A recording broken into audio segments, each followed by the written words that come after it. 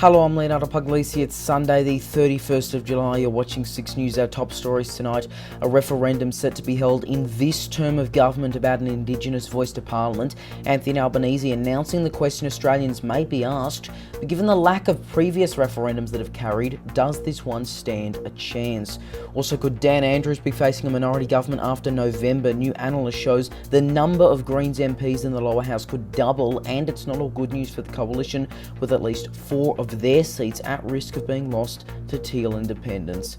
The US House of Representatives passes a bill banning certain semi-automatic guns following a number of mass shootings, sending it to the Senate.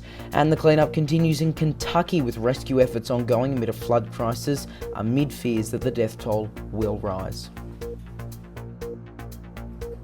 Good evening. Australians will be voting in a referendum about an Indigenous voice to Parliament in this term of government under a plan unveiled by Prime Minister Anthony Albanese. The questions that Australians may be asked: do you support an alteration to the Constitution that establishes an Aboriginal and Torres Strait Islander voice?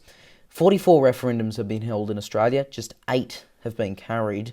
For more, let's bring in our political reporter, Roman McKinnon. Roman, we haven't seen a referendum here in about 2 decades, as we've just heard there. Not many are carried. How likely is it this will pass, and how does it all actually happen?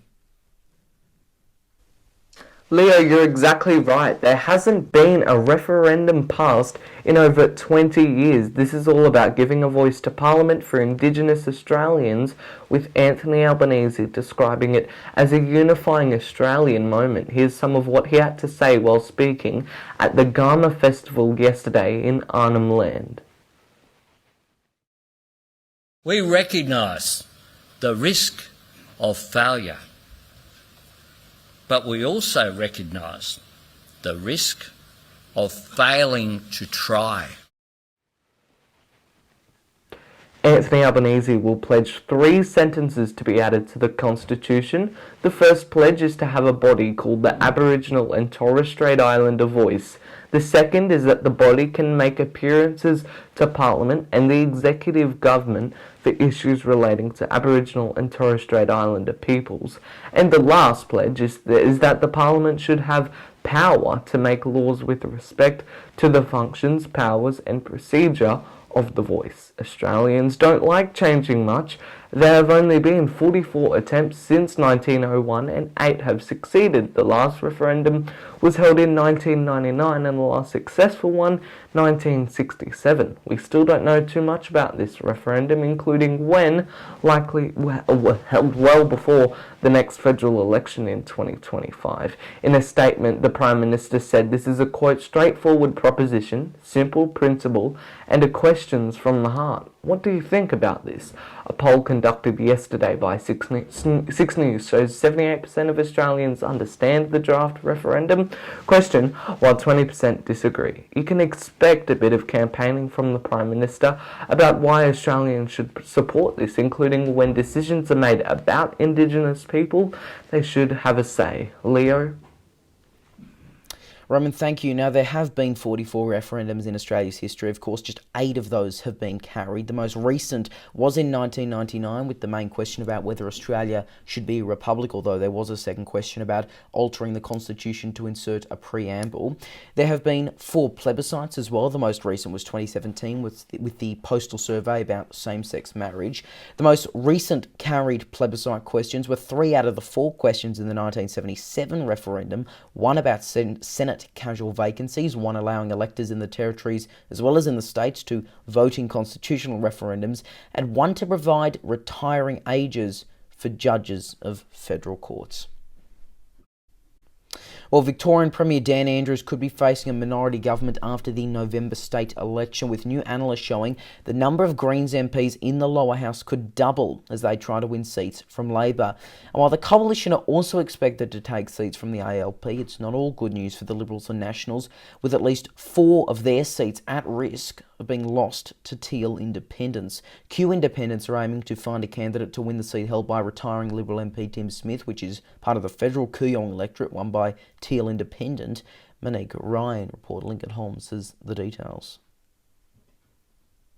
Talk of a minority government happened throughout the federal election campaign, but as we all know, it didn't happen, with Labor picking up 77 seats they needed to govern in a majority. But ahead of the Victorian state election in November, many now believe Premier Dan Andrews may be facing a minority government. 11 seats are at serious risk of being lost. Analysts believe 5 of those will go to the Liberals, while 3 will go to the Greens, and 3 to Independents. If that happens, this is what the lower house will look like.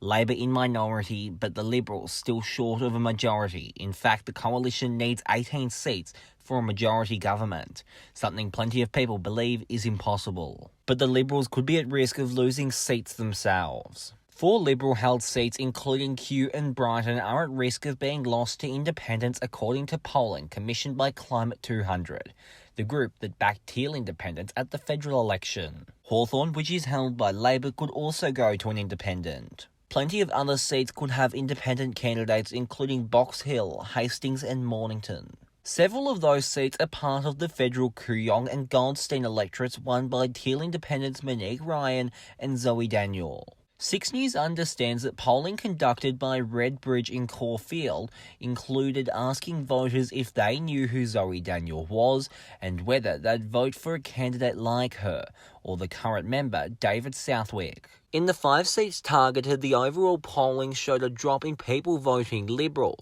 although the marginal seat of Hawthorn, there was also a drop in people voting Labor. The result in all seats saw an independent win on a 2-party preferred basis. Tonight, the Independence Party, formed by Upper House MP Catherine Cumming, is aiming to get registered with the Victorian Electoral Commission and back candidates, while ads are appearing in The Age for 2 groups, Hawthorn Independents and Kew Independents. On the possibility of a minority government, Labor says no deals will be offered and no deals will be done, including with the Greens. But as the state election approaches, some believe they may not have any other options after November 26. Lincoln Holmes, 6 News. And Victoria's right now in the peak of its latest COVID wave. Authorities say that the amount of cases in the state is likely half the actual number, and many people who may have sniffles are not actually getting tested. Chief Health Officer Brett Sutton described the situation as a COVID soup, but added that case numbers can be expected to go down in the coming weeks. In New South Wales, health officials there say that the peak is expected in around 3 weeks, and in Queensland, experts say it's unclear whether the state has reached its peak as cases climb nationwide as winter continues. More candidates will soon be confirmed for the by-election in the NT seat of Fanny Bay following the retirement of former Chief Minister and sitting member Michael Gunner. Brent Potter has already been announced as Labor's candidate. The seat is currently held by the ALP on a 9.2% margin. Quite amazingly, 3 of the electorate's 5 ever MPs have been Chief Ministers. Gunner retained the seat at the 2020 territory election with an 8.2% swing away from him on a first preference basis and a 2.9% swing on a 2-party preferred basis. It's worth noting, though, that the Greens were running a candidate at that time, unlike in 2016. Fanny Bay has switched between the Country Liberals and Labor since it was created. If the CLP wins the seat, it brings them to 8 seats in the Legislative Assembly and leaves Labor with 13. There's the current figures you're seeing on screen now. The next Northern Territory election is in 2024. The Australian Federation Party says they have set their sights on Queensland after submitting an application for registration with the Victorian Electoral Commission. The minor party picked up a total of 0.28% of the vote in Queensland in the lower house at the federal election and 0.24% in the Senate. Other minor parties currently registered with the Electoral Commission of Queensland include the Civil Liberties and Motorist Party, Informed with Medical Options, Legalised Cannabis, and the Animal Justice Party. Inflation concerns tonight continue. Analysts predict housing, travel and food costs to rise, while there could be more pain at the pump for commuters as petrol price rises are predicted, even after a slight ease in global oil prices, I should say. The ABC is also reporting power prices may be the biggest pain point for Aussies. They say that according to Catherine Bircher, senior ANZ economist, electricity and gas will likely together contribute 0.6 of a percentage point to the bank's forecast of a 7% annual inflation by year's end. Overseas, the US House of Representatives has passed a bill to ban certain semi-automatic guns 18 years since previous restrictions that were first put in place in 1994 expired. The bill passed 217 to 213 in the House, but it's now likely to stall in the Senate, where there are 50 Republicans, 48 Democrats and 2 independents who both caucus with the Dems. It comes amid the ongoing gun control debate following a number of mass shootings, including the supermarket shooting in Buffalo, New York, the school shooting in Uvalde, Texas, and the 4th of July shooting in Hyde Park, Illinois, amongst many others. The cleanup is continuing in Kentucky, with rescue efforts ongoing amid a flood crisis. There are fears tonight that the death toll will continue to rise, with over a dozen people already confirmed dead. US correspondent Jackson Gosnell has the latest developments.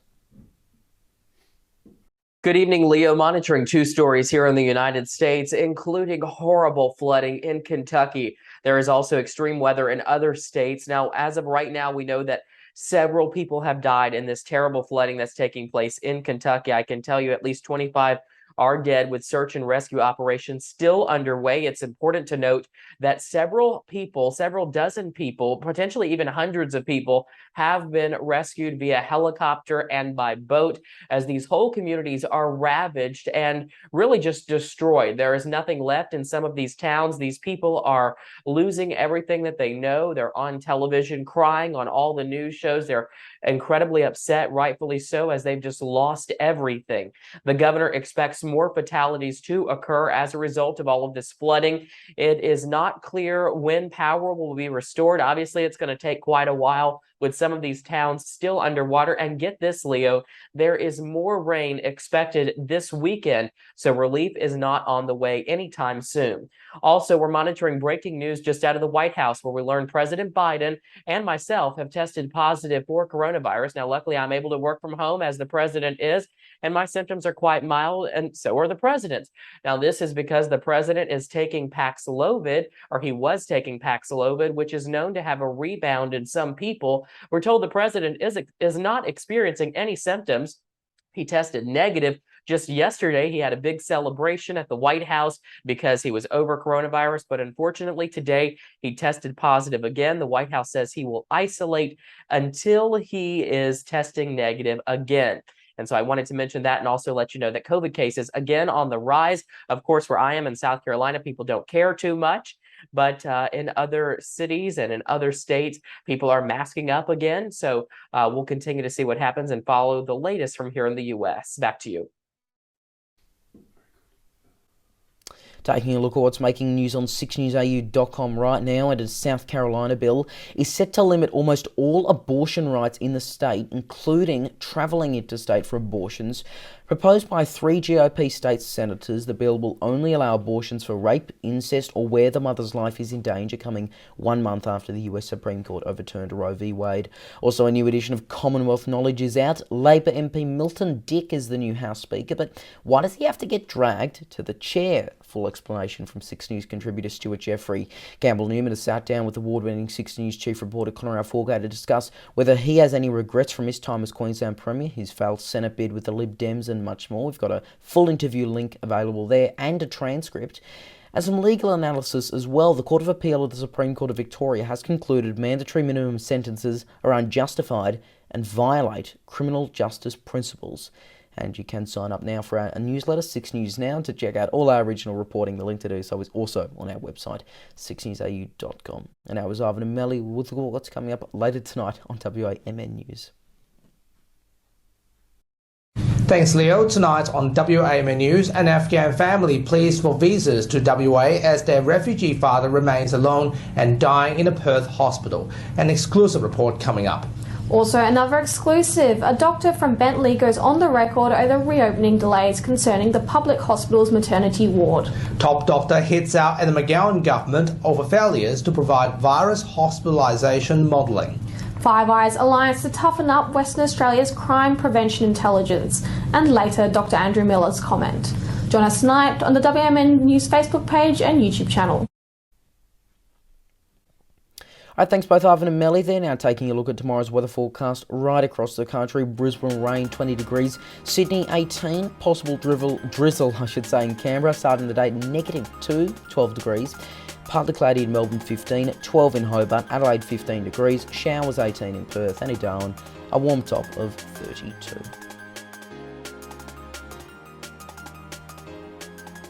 Before we go tonight, recapping the top story here on 6 News this hour, and a referendum is set to be held in this term of government about an Indigenous voice to Parliament. Anthony Albanese announcing that the question Australians may be asked is, do you support an alteration to the Constitution that establishes an Aboriginal and Torres Strait Islander voice?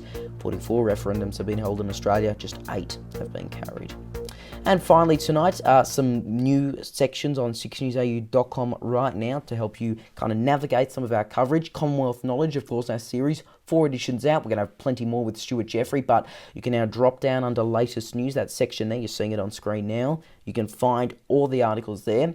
Also, a new section coming up soon, America Decides. They have the midterm elections in November. Of course, you remember our US election coverage back from 2020, but we'll be there for the midterms.